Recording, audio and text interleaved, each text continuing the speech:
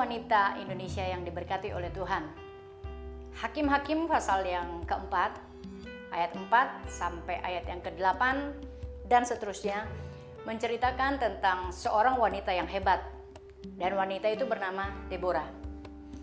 Deborah adalah wanita yang sudah menikah, sudah memiliki seorang suami, dan Deborah sendiri adalah seorang wanita karir.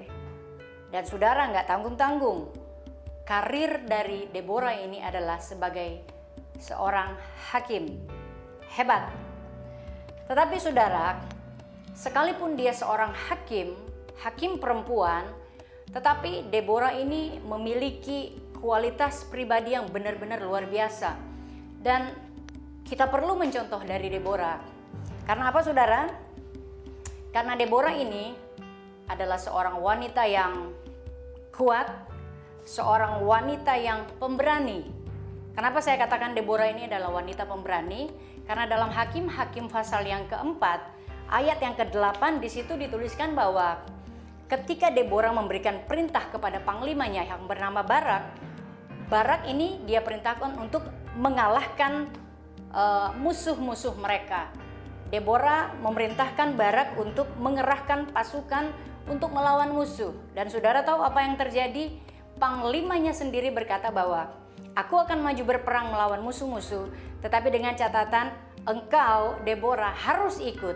Dan saudara tahu kenapa saya katakan Deborah ini adalah wanita yang pemberani? Pada waktu dia ditantang seperti itu oleh panglimanya, ingat baik-baik, Deborah adalah seorang perempuan. Tetapi saudara, Deborah tidak menolak tantangan itu.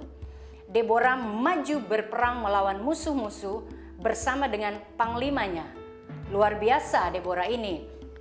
Karena dia bukan wanita yang lemah. Dia tidak menunjukkan karakteristik sebagai wanita yang lemah. Tetapi dia menunjukkan bahwa dia adalah wanita karir, memiliki karir yang bagus karena dia seorang hakim. Tetapi dia juga wanita pemberani, saudara. Nah, berapa banyak dari antara kita wanita-wanita gereja Tuhan, tetapi kita suka bersikap kebalikan dari apa yang dilakukan oleh Deborah. Deborah adalah wanita yang berani, tetapi berani untuk menghadapi musuh, berani untuk maju berperang dan mengalahkan musuh. Nah, berapa banyak dari antara kita wanita-wanita yang justru beraninya justru sama suami, beraninya justru sama orang tua.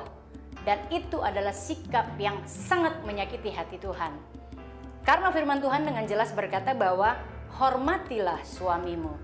Deborah memberikan contoh yang baik bagi saya dan juga bagi saudara, wanita-wanita Indonesia yang diberkati oleh Tuhan. Kemudian ciri khas Deborah yang lain adalah dalam Hakim-Hakim pasal yang keempat, ayat yang ke-6 sampai ayat yang ke-7, di situ menjelaskan bahwa Deborah mendengarkan panggilan Tuhan dengan saksama.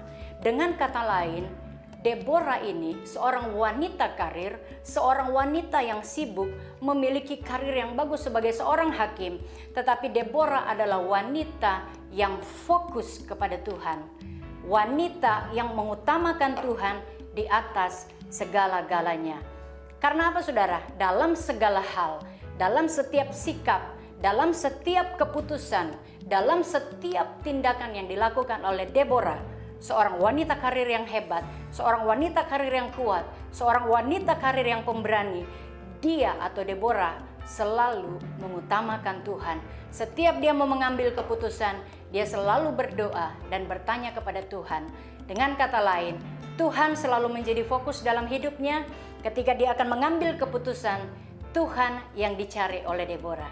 Segala kemuliaan hanya untuk Tuhan. Diberkatilah engkau wanita-wanita Indonesia.